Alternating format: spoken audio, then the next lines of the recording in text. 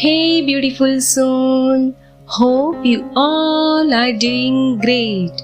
Friends, हम जब भी भगवान तथा यूनिवर्स से कुछ मांगते हैं तो छोटी छोटी चीजों को तो हम जल्द ही मैनिफेस्ट कर लेते हैं और बड़ी चीजें वक्त लगाती है।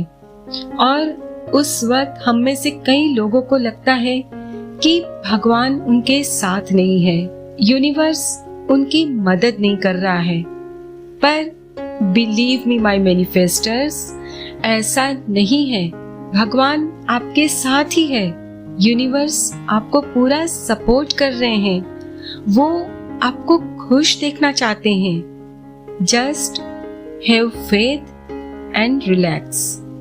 फ्रेंड्स, आज मैं आपको इस पर ही आधारित एक बहुत ही प्यारी सी लॉ ऑफ अट्रैक्शन की सक्सेस स्टोरी सुनाने जा रही हूँ। और हाँ फ्रेंड्स, ये कहानी भले ही बॉयफ्रेंड गर्लफ्रेंड की है, पर आप इसे अपनी लाइफ के साथ जरूर कनेक्ट कर सकते हो। आपकी मनपसंद चीज कुछ भी हो सकती है।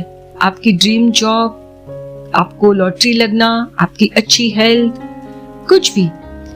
फ्रेंड्स, आज की कहानी इंडिया की ही रहने वाली एक लड़की की है और ये कहती है कि ये मेरी तीसरी सक्सेस स्टोरी है जो मैं इस साइट पर लिख रही हूँ और मुझे खुशी है कि मेरी पिछली दोनों कहानियां यहाँ पब्लिश हुई थी। आगे लिखती है, मैं द सीक्रेट के बारे में करीब 4-5 साल से जानती थी, लेकिन कहीं न कहीं समय के साथ मैं भूल गई थी इस बारे में और मैंने इसे अप्लाई करना बंद कर दिया था। और फिर मेरी जिंदगी में चीजें धीरे धीरे बिखरने लगी। मैं इस अमेजिंग व्यक्ति के साथ करीब 5 साल से रिलेशनशिप में थी और मैंने सोचा था कि जब हम थोड़ा सा लाइफ में सेटल हो जाएंगे तभी हम अपने अपने पेरेंट्स से इस बारे में बात करेंगे। पर वो कहते हैं ना, हर चीज का वक्त मुकर्रर होता है। सभी चीजें हमारी प्लानिंग के हिसाब से नहीं होती। मेरी जिंदगी में कुछ ऐसे ही हालात बन गए कि मुझे अपनी पढ़ाई पूरी करने से पहले ही उन्हें बताना पड़ा। जैसा कि मैं और मेरा बॉयफ्रेंड, हम दोनों ही अलग अलग कास्ट से हैं। सो मेरे पेरेंट्स ने तुरंत ही मना कर दिया। इवन एक बार मिलना या बात करना भी उन्होंने अग्री नहीं किया। मुझसे कहा कि आज से और अभी से ही तुम उसे भूल जाओ हमेशा के लिए। ये रिश्ता मुमकिन ही नहीं है। ये तो मेरी स्टोरी का एक पार्ट हुआ। दूसरी तरफ मेरे बॉयफ्रेंड के घर वाले भी उसे फोर्स कर रहे थे कि वो उनकी पसंद की लड़की से शादी कर ले। मेरे बॉयफ्रेंड के घर वाले उसे उसकी मनपसंद जॉब भी एक्सेप्ट नहीं करने दे रहे थे, सो दैट कि उसे अपने पेरेंट्स की बात को मानना ही पड़े। मैंने फिर से द सीक्रेट को दोबारा पढ़ा और लॉ ऑफ अट्रैक्शन को अप्लाई करना शुरू कर दिया। मैंने विजुअलाइज करना भी शुरू कर दिया कि हमारे पेरेंट्स मान गए हैं, उन्होंने हमारा रिश्ता एक्सेप्ट कर लिया है और हम दोनों जिंदगी में सेटल हो गए हैं। अपने जर्नल में भी सब कुछ लिखती जैसे मैंने ऑलरेडी सब कुछ मैनिफेस्ट कर लिया है। करीब 15 दिन सब लिखा और तभी अचानक से मेरे बॉयफ्रेंड ने मेरे से रिश्ता तोड़ लिया। कहने लगा कि अब उसके लिए सब कुछ हैंडल करना बहुत ही मुश्किल हो गया है।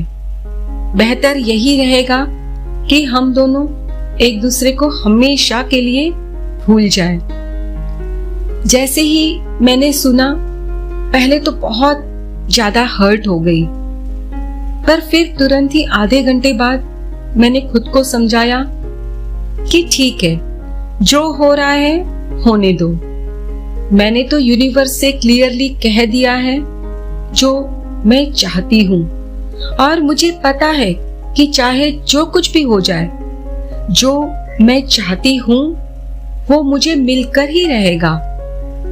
और हो सकता है ये ब्रेकअप और कुछ नहीं, बल्कि मुझे पॉजिटिव सोचने में और बने रहने में मदद करने का एक तरीका था। अगले ही दिन मैंने सोचा कि अब लेट गो करने का वक्त आ गया है। मैंने अपना काम बखूबी किया है, उसे मांगना, फिर विश्वास करना कि वो मेरा ही है और विजुलाइज करना हमारी जिंदगी को।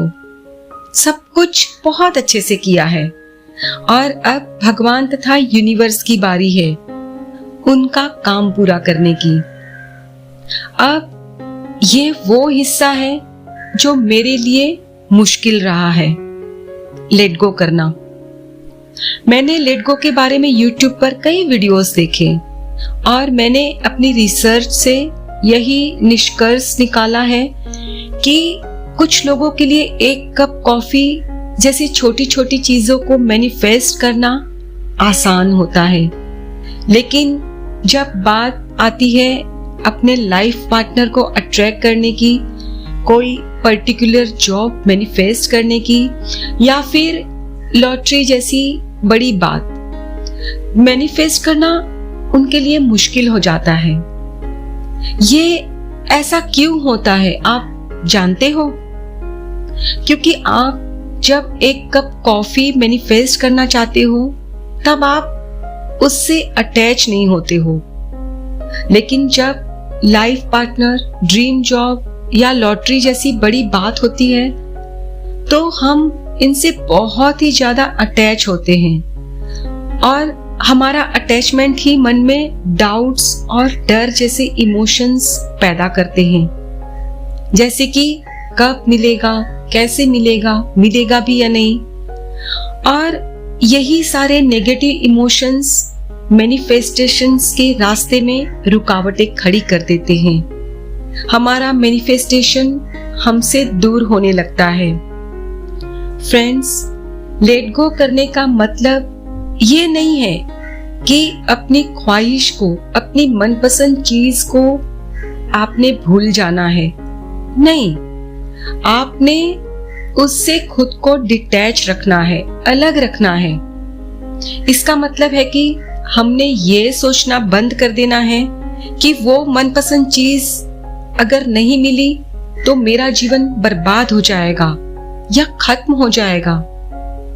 हमने खुद को जो भी होगा उसे स्वीकार करने के लिए खुद को रेडी करना है। मैंने अपने बॉयफ्रेंड के साथ जो जीवन में जीना चाहती थी वो सोचना बंद नहीं किया। मैं रोज रात सोने से पहले विजुअलाइज करती, पर दिन भर मैं खुद को अपने दूसरे कामों में बिजी रखती, अपने आप में खुश रहती, क्योंकि मुझे पता था कि जब सही समय आएगा सब ठीक हो जाएगा। मैं यहाँ आपसे एक बात और कहना चाहूंगी कि जब भी मेरा ध्यान दिन में अपने बॉयफ्रेंड पर आता था, मैं तुरंत ही अपना माइंड डाइवर्ट कर लेती थी। अपने ग्रेटिट्यूड जर्नल में भी अपने पेरेंट्स तथा मेरे ससुराल वालों के प्रति यूनिवर्स से धन्यवाद कहा कि उन्होंने हमारा रिश्ता स्वीकार किया है। इतनी लंबी कहानी सुनने के बाद आपको आश्चर्य नहीं होगा जानकर कि मैंने अपनी विश यूनिवर्स को बताई थी और आज मेरे पास वो सब कुछ है जो मैं चाहती थी। हमारे पेरेंट्स ने हमें स्वीकार कर लिया है। अब तो ऐसा लग रहा है कि जैसे कि वे कभी इस रिश्ते के खिलाफ ही नहीं थे। मेरी लंबी कहानी सुनने के लिए बहुत बहुत धन्यवाद। मुझे आशा है कि मैं कम से कम एक व्यक्ति की मदद कर सकती हूँ जो लेट गो करने के लिए संघर्ष कर रहा है। Thank you, thank you, thank you universe. I hope friends कि आपको ये कहानी सुनकर लेट गो करने में जरूर मदद मिलेगी। खुद से ढेर सारा प्यार करें, अपना और अपने परिवार का बहुत अच्छे से ख्याल रखिए। Please take care of your self and your family. Stay healthy, stay blessed. फिर मिलते हैं।